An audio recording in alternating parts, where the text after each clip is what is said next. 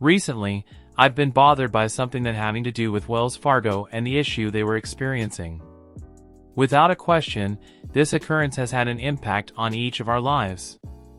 I'm inspired by the notion that everyone ought to be at least somewhat knowledgeable about it. Simply put, over a lengthy period of time, Wells Fargo employees opened countless numbers of unauthorized accounts on behalf of its customers, individuals who had no intention of opening a credit card account with them.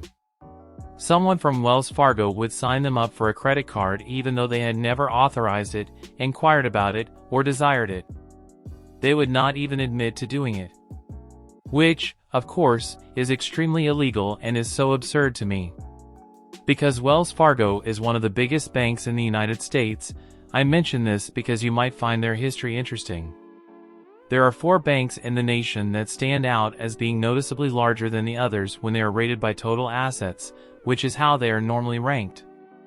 Even while Wells Fargo is currently the smallest of the big 4 banks, with $1.9 trillion in assets and a claim to service 1 in 3 American households, they are still incredibly big. So let's go back to the beginning for a moment before I talk about what was happening with the scandals today. Henry Wells, William Fargo, and John Butterfield are 3 names that come to mind. They were all 3 owners of East Coast Express businesses that were in direct competition with one another.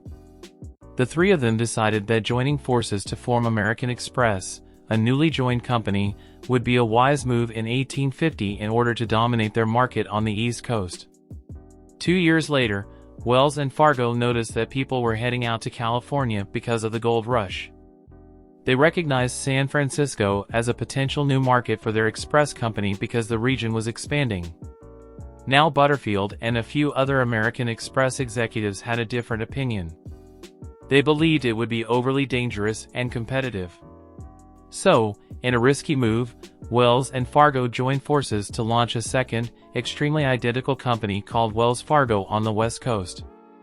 They got their start in that way, which is also how they got their name. I'm going to fast forward nearly 150 years for the sake of time and simplicity. During that time, they consistently expanded with the aid of numerous acquisitions. Others were following suit, and the industry as a whole was consolidating.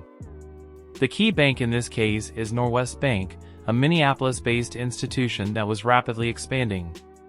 So big so that they actually bought Wells Fargo in 1998. I know that aspect gets confusing for the combined company, so let me reinforce it. Another bank by the name of Norwest purchased the Wells Fargo business that was founded by Wells and Fargo in the 1850s. The original Wells Fargo was merged into Norwest Bank in 1998, giving rise to the organization we now refer to as Wells Fargo. Although this may seem like a trivial naming distinction, it has significance because John Strickland, who is most closely associated with the scandal, and Richard Kavasovic, the former head of the Norwest Company, both came from Norwest Bank. Kavasovic later became the head of the new Wells Fargo Company. Back in 1993, when Richard Kavasovic originally assumed control of Norwest, his approach, which actually differed somewhat from the route the industry would take over the following few years, was to place a strong focus on client connections. Many other banks valued convenience and quickness, and internet banking was soon to be available. However, Norwest liked to interact personally with their clients in order to establish lasting relationships.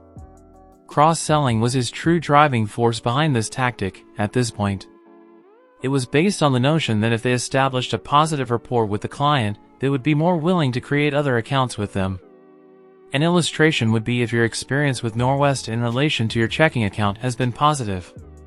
When opening a savings account, a retirement account, or anything else you require, you would be more inclined to use them. Additionally, keep in mind that the more accounts you have with them, the more probable it is that you will open additional accounts with them. In other words, they were less focused on acquiring new clients and more focused on increasing the range of goods they offered to their current clientele. Since the Norwest management took over the reins of the new Wells Fargo in 1998, the tactic persisted, which I am aware that it seems like a good, maybe successful plan, but this is where everything went wrong. When the corporation eventually became fixated on selling many things to every customer, it went too far. It reached a point where they were unreasonably pressuring their staff members to sell them.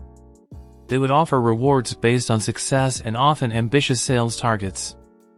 I make no claims to understanding what transpired at the level of individual store, but the fact that they occasionally demanded hourly meetings with branches is troubling.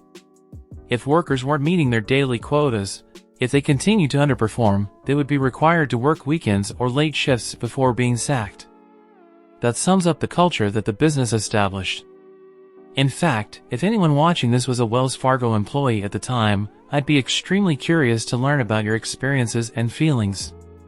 In order to open more customer accounts, Wells Fargo employees are now extremely motivated because they wanted to get home on time, and it's also crucial to keep in mind that there was a corporate culture established, believed to have begun around 2002 and lasted until 2016, that seemed to value new client accounts more than the ethics involved.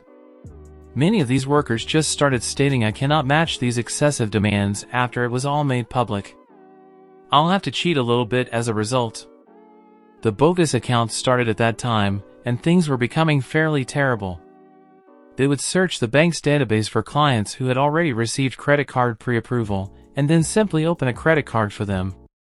They would be careful to fill up their own contact information or provide false email addresses on the document, forge their signature, and do so that nobody would ever tell the consumers what happened if the client was made aware of it. By claiming that it was a simple computer fault or some other nonsense, they would try to hide it. In 2017, they were opening accounts for homeless people and having members of their own family do the same. Wells Fargo acknowledged creating up to 3.5 million fictitious accounts, which, I must confess, is far higher than I first thought. Even though many of the results were fake, I have to wonder how many of the forced clients' forced accounts were actually legitimate. However, it appeared that they were succeeding as of 2005. John Stumpf has been the CEO of Wells Fargo, as I mentioned. He kept up with this tactic and may have even made it more aggressive in Wells Fargo's 2010 annual report. He says, 13 years ago when I was head of community banking for Norwest Bank in Texas before Norwest acquired Wells Fargo, our company set an ambitious goal to have our average banking household have 8 products with us. The letter includes figures of how they have been effective in increasing their products per customer. At the time of the acquisition, they were at 3.2, and by 2010, that was up to 6.1. Remember, their goal at the time was to get that number up to 8. Then, later on he says, I'm often asked why we set a cross-sell goal of 8. The answer is it rhymed with great. Perhaps our new cheer should be let's go again for 10. Senator Elizabeth Warren was adamant on bringing John Stumpf of Wells Fargo, in particular, accountable for the fraud. She had a solid point when she said that they were more focused on achieving their own sales goals than on giving the consumer the products they required. This isn't because you did the math and discovered that the typical customer required 8 banking accounts. Those claims don't seem to be focused on the needs of the customer. Wells Fargo laid off more than 5,000 workers. John Stumpf, the CEO, was required to testify before Congress and Elizabeth Warren. In the end, he received a penalty but did not spend time in jail. About a month after the information surfaced, he was fired from his CEO job. Along with the removal of $41 million in compensation, a further $17 million in fines were assessed. In addition to paying the numerous fines, fees, and settlements related to the scandal in January 2020, he also consented to a lifelong ban from the banking sector. They are almost all impossible to keep track of. But these are a handful of the more notable, larger ones. The scandal initially came to public attention in September of 2016. A class action lawsuit filed in December 2018 by the owners of the bogus accounts resulted in a settlement of $142 million when they were fined $185 million from several sources. Every state levied a $575 million fine on them in the same month. Investors in the company reached a $480 million settlement. They filed a lawsuit, saying that all of the bogus accounts were successful and that as a result, their financial reports, for example, were inaccurate. A potential investor may have considered those rising products sold per client and made an investment decision based on that. The largest one involved a $3 billion settlement with the SEC and the Justice Department in February 2020. They are, of course, pretty large sums of money, but not nearly as large as Wells Fargo, which has assets of $1.9 trillion. Their yearly net income is approximately $20 billion. Thus, the total value of all of these payments is only a few months' worth of earnings. The Federal Reserve punished them in response to massive customer abuses and compliance failures by Wells Fargo, which in my opinion warrants a greater consequence. Federal Reserve limits the expansion of Wells Fargo until the company strengthens its governance and controls. Essentially, they allowed some really horrific things to occur, therefore, they are unable to grow until they once again get their act together. I am aware that it doesn't come off as particularly harsh. Beyond the $2 trillion you already have, you cannot increase. However, I believe that the loss of trust is their main negative impact. It's a bank, and you have many options in that regard. I would assume that one of your main concerns when selecting a bank is how much you can trust them in the event of an incident like this. It merely causes you to question your actions. Thousands, if not millions, of individuals have previously erred by placing their trust in them. Now, I'm not advocating that you avoid them, but you should be aware of and take it into account. In response to the scandal, in their defense, they now claim that branch managers are no longer given sales targets. You may once again put your trust in them, they claim in this commercial. John Stumpf has apologized and claimed full responsibility for his actions. He is no longer employed by the organization. Just have all of this in mind while dealing with Wells Fargo, I suppose. Comment below and share how this scandal has changed your perception of Wells Fargo. The fact that this is by no means the only scandal or shady event in their history should be made very obvious. Since then, a number of issues have surfaced, but I believe this is the most significant and warrants the most attention. This is a really complex topic, so please share any more insights you may have in the comments. Thank you for viewing. I want to hear your thoughts. Visionomics. Signing out.